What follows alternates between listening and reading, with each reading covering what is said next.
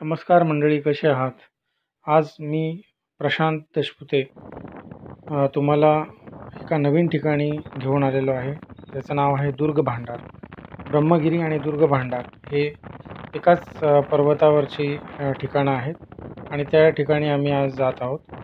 नाशिकपासून त्र्यंबकेश्वर साधारण 35 किलोमीटर अंतरावर आहे आणि तिथे ब्रह्मगिरी पर्वतरांगा आहेत. त्या ठिकाणी ही 2 ठिकाणं आहेत. आता आपण बघू शकतो की तुम्ही ब्रह्मगिरी पायथ्याच्या ठिकाणी आम्ही आलेलो आहे. इथून आम्ही ब्रह्मगिरी ट्रेकला सुरुवात केली आणि वर जाण्यासाठी दगडी पायऱ्या बनवलेल्या आहेत. या पायऱ्यांच्या वाटेने आपण वर जातो आणि वर जात असताना अतिशय सुंदर असं निसर्गरम्य दृश्य आपल्याला बघायला मिळतं. आजूबाजूला सगळीकडे सुंदर झाडी आणि हिरवागार परिसर. पावसाळ्याचे दिवस असल्यामुळे खूपच सुंदर वातावरण होतं. मध्येच थोडंसं ऊन, मध्येच थोडासा पाऊस, असं रिमझिम रिमझिम पावसामध्ये हा ट्रेक करताना खूप आनंद मिळतो. तुम्ही बघू शकता एक छोटंसं मंदिर पण इथे दिसतंय देवीचं. अशी छोटी मोठी मंदिरं आपल्याला जाताना वाटेत लागत राहतात. वर जाताना तुम्ही एक काळजी नक्की घ्या, ते म्हणजे तुमच्याबरोबर एक काठी ठेवा. इथे भरपूर माकडं आहेत आणि जर तुमच्याकडे काही बॅग वगैरे असेल तर ती माकडं त्याच्यावर अटॅक करतात आणि काही वेळा चावतात देखील. त्यामुळे त्यांच्यापासून काळजी घ्या. आणि पायऱ्या चढून गेल्यानंतर आपल्याला साधारण एक छोटासा डोंगर पार करावा लागतो. त्या ठिकाणी तिथे आम्ही आलेलो आहे आणि आता तो डोंगर पार केल्यानंतर आपण वरच्या ब्रह्मगिरीच्या माथ्यावर पोहोचतो.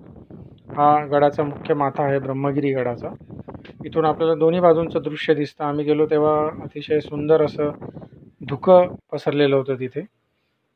नंतर डाव्या बाजूला गेल्यानंतर आपल्याला ब्रह्मगिरीचं मंदिराचं दर्शन होतं आणि खाली अतिशय विलोभनीय असं दृश्य दिसतं. पाण्याचे धरणं आणि सुंदर हिरवीगार झाडी.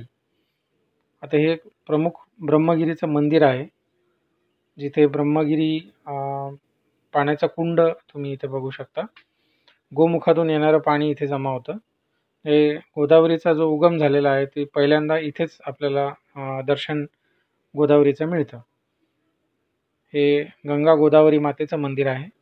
इथे पण भाविक आवर्जून दर्शन घेतात ब्रह्मगिरीला आल्यानंतर. आणि हे मुख्य ब्रह्मगिरीचं शंकराचं मंदिर आहे. इथे एक ज्योतिर्लिंग आहे आणि इथे पण तुम्ही पूजा अभिषेक करू शकता. नंतर हे गौतम ऋषींनी जिथे तपश्चर्या केली होती आणि गंगेचा जिथून सुरुवात झाली ते ठिकाण हे समजलं जातं. इथे गोमातेची पूजा केली जाते. तिथून आपण जटा मंदिराकडे जात असताना जो पठार आहे तिथून तुम्हाला असे सुंदर असे पाण्याचे धबधब्याचे दृश्य दिसतात. खूपच सुंदर आणि विलोभनीय असं हे वातावरण आणि दृश्य आपल्याला अतिशय मंत्रमुग्ध करून टाकतं. हे आहे जटा मंदिर. ब्रह्मगिरी मंदिराच्या एक्झॅक्टली ऑपोजिट बाजूला हे मंदिर आहे आणि ह्या जटा मंदिराच्या बाजूनेच जो रस्ता जातो त्याच्याने आपल्याला दुर्ग भांडारला जावं लागतं. आता आम्ही दुर्ग भांडारकडे निघालो आहोत. माझ्याबरोबर माझे काही मित्र पण होते. आम्ही चौघांनी हा ट्रेक केला.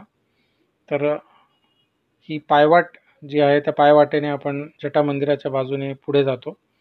साधारण 25 ते 30 मिनटं चालावं लागतं. इथे जाताना तुम्ही थोडंसं काळजीपूर्वक जा. तुम्ही इथे बघू शकता की डाव्या बाजूला अत्यंत खोल अशी दरी आहे आणि त्या कडेवरनं आपल्याला चालत जावं लागतं. जर तुम्ही व्यवस्थित काळजी घेतली तर फारसं काही धोकादायक नाही आहे. तुम्ही इथे सेल्फी घेण्याचा प्रयत्न करू नका. आम्ही पण इथे व्हिडिओ काढताना खूप काळजीपूर्वक व्हिडिओ बनवलेला आहे. त्यामुळे नक्कीच काळजीपूर्वक जा, तर तुम्ही या निसर्गाचा आनंद नक्की लुटू शकता. आता तुम्ही समोर तुम्हाला दिसतोय तोच दुर्ग भांडार किल्ला आहे. आता ह्या वाटेने सरळ जात जात साधारण 20 मिनटं चालल्यानंतर आपल्याला एक असं ठिकाण येतं की जिथून आपल्याला खाली उतरण्यासाठी पायऱ्या बनवण्यात आलेल्या आहेत. दगडाच्या कातळामध्ये कोरलेल्या पायऱ्या आपल्याला दिसतात. त्या उतरून खाली जायला लागतं आणि खाली गेल्यानंतर समोर एक नैसर्गिकरित्या तयार झालेला पूल आहे. त्या पुलावरनं चालत जावं लागतं.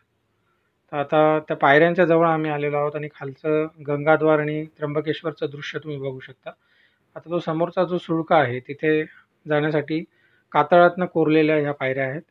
साधारण 2-2, 2.5-2.5 फुटाच्या उंच पायऱ्या कातळामध्ये कोरलेल्या आहेत. हे खरोखरच आपल्याला आश्चर्य वाटतं हे बघितल्यानंतर की कशा पद्धतीने ह्या पायऱ्या बनवण्यात आल्या असतील. आम्ही ह्या पायऱ्यांनी खाली उतरून गेलो तेव्हा जाताना पण खूप सुंदर असं दृश्य होतं. एका वेळी साधारण एकच व्यक्ती जाऊ शकेल एवढीच जागा ह्या पायऱ्यांमध्ये आहे.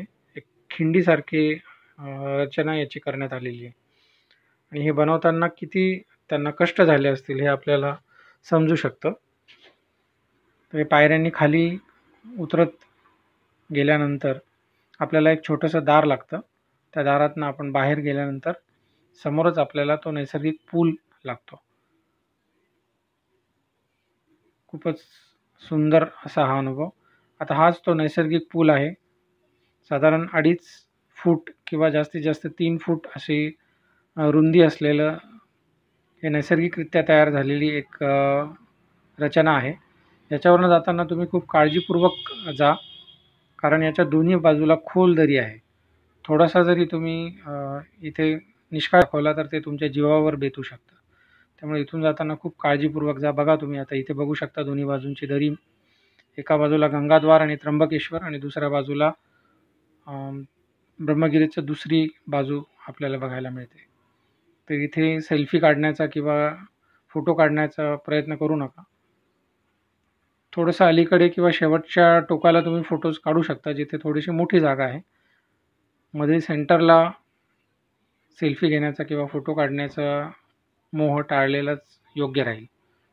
आणि पावसाळ्याचं वातावरण असताना थोडंसं काळजीपूर्वक ह्या पुलावरनं चालत गेलं पाहिजे. आता पलीकडे गेल्यानंतर परत एक द्वार लागतं. त्याच्यातनं वरती जाण्यासाठी पायऱ्या कोरलेल्या आहेत. तशाच कातळकड्यावरनं वर जाणाऱ्या पायऱ्या. या पायऱ्या चढताना आपल्याला खूप दम लागतो कारण अतिशय उंच पायऱ्या आहेत आणि जवळपास 35-40 पायऱ्या चढून वर जावं लागतं. वर पोहोचल्यानंतर मात्र आपल्याला जे दृश्य दिसतं ते बघितल्यानंतर आपलं सर्व थकवा दूर होतो. हे आता मुख्य गडाच्या माथ्यावर आम्ही पोहोचलो आणि इथे तुम्ही बघू शकता पाण्याचे टाके आहेत आणि एका बाजूला खोल दरी आणि त्र्यंबकेश्वर गावाचं सुंदर असं विलोभनीय दृश्य दिसत आहे.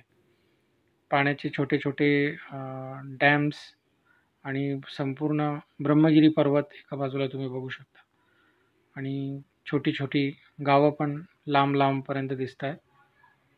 खूपच सुंदर दृश्य आहे. आता हे शेवटचं टोक आहे जिथे तुम्ही कातळात कोरलेल्या पायऱ्या तुम्हाला दिसत आहेत की ज्या उतरून तुम्ही शेवटच्या बुरुजापर्यंत जाऊ शकता. तर ह्या पायऱ्या उतरून गेल्यानंतर समोर जो बुरुज दिसतोय तिथे आता पाणी साचलंय. हे तिथलं जे गाव आहे त्याचं दृश्य आहे आणि हे बुरुजाचं दर्शन तुम्ही घेऊ शकता. तर हे माझे मित्र माझ्याबरोबर आले होते. त्यांच्याबरोबर मी हा ट्रेक पूर्ण केलेला आहे आणि अतिशय आनंददायी असा हा अनुभव होता. सर्वांनीच दुर्ग भांडारला जरूर भेट द्या. Thanks for watching this video. Thank you.